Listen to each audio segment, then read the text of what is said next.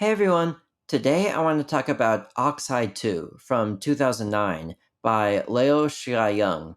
I think that's how you pronounce it. This is the 26th episode of my 1000 favorite movie series, where I talk about the movies I love the most in a random order. This can certainly be classified as what's known as slow cinema.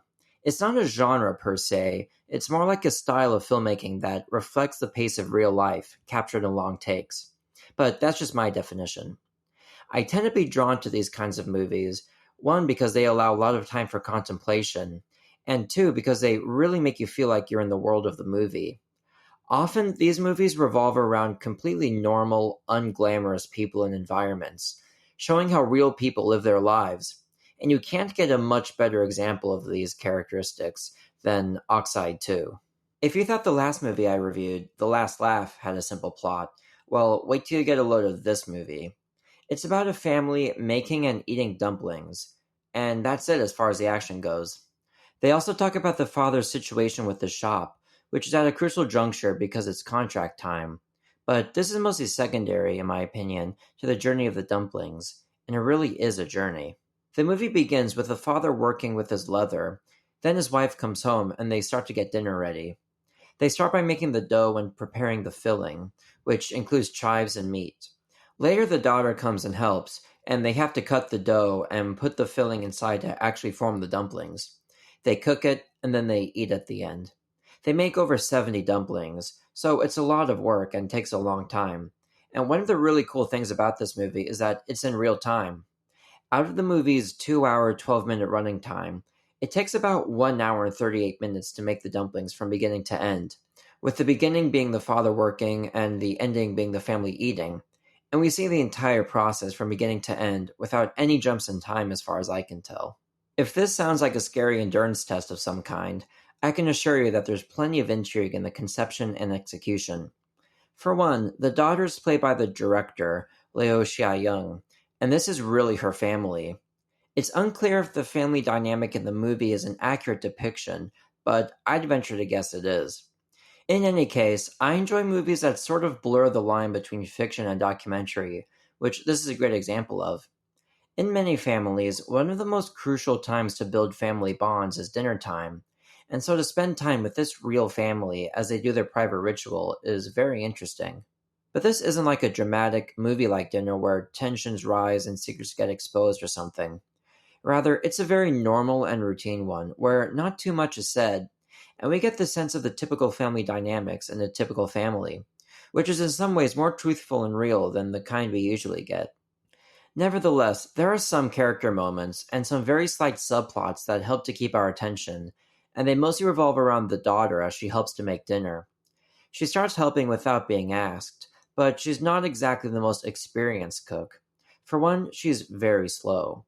For example, when she tries to cut the chives, she asks how long she should cut them, and when her parents say 4 milliliters, she literally gets a ruler to measure the length. To be fair, this is something that I would probably do too, as I might even be worse than her at cooking, so I can empathize. But nonetheless, it's probably the most outright comedic moment of the whole movie. She also struggles to cut the dough with her bare hands like her parents, and so the preparation stops for a bit and turns into a cooking class, trying to teach the daughter how to do it correctly. This goes on throughout the movie. She struggles, and the parents mostly keep the ball rolling. But still, she does contribute, which is probably more than could be said for most children, and this provides an insight not only to this family, but also this culture of everyone chipping in. This is all captured through a very minimalist style of long, static takes. This 2.25 hour movie only has 9 shots in it, giving this possibly the longest average shot length of any movie on my list. And she does a couple of interesting things with them.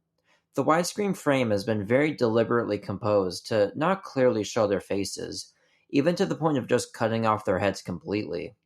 This helps give many of the compositions a slightly uncomfortable feeling, including even the last shot of the meeting, where the daughter's almost totally covered by this cup, and the dad's mostly covered by this lamp. Think what you will of it, but it's a style that's totally unique to this movie, as well as to the previous movie she made, the original Oxide, where the camera is sometimes framed so tightly on something that it often leaves things out like faces that most filmmakers would deem essential. It's a highly original vision of looking at the everyday. Even so, the sequel is certainly less claustrophobic than the original, because it does focus on the food and the world of the table, so it's a bit more generous to the viewer in terms of giving us our bearings. Speaking of that, the other very unique thing the camera does is that as the shots progress, the camera gradually circles around the table. It starts and ends in the same position, and the other 7 shots are spent at the other 3 sides and 4 corners in order. It may not be immediately recognizable, mostly because some of the shots don't show the top of the table, but the whole movie is spent essentially doing a 360 around the table. So we get not just the journey of the dumplings, but the journey of the epic world of the table. I also enjoy seeing the lamp perform different functions. It's actually used in the first shot a little bit to help the father with his work, but when making the dumplings, it's kind of just there, lowered way down to the table. However, in the second shot, it divides the shot into two, the father making dough on the right and the mother preparing chives on the left. And in the final shot, it blocks our view of the father. I don't know if there's any significance to the lamp, but in this epic of the everyday, it serves as a constant, almost like a friend to the audience.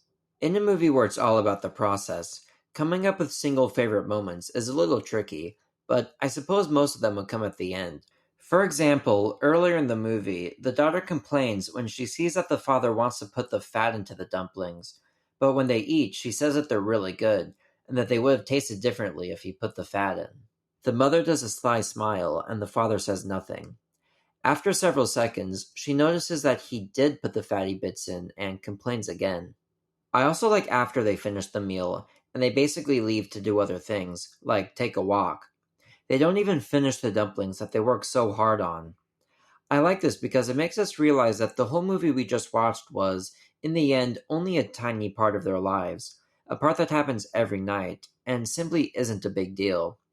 We just witnessed a private ritual between them, but there's much more richness to these ordinary lives than we were able to catch a glimpse of.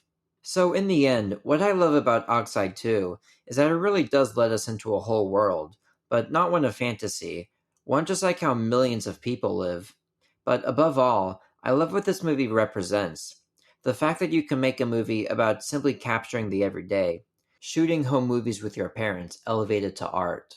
I think that it can serve as a big inspiration to any aspiring filmmaker. You don't need many resources to capture the truth. It's one of my 1000 favorite movies. Thanks for watching my video. Goshou makoto ni arigatou gozaimasu. Have you seen Oxide 2?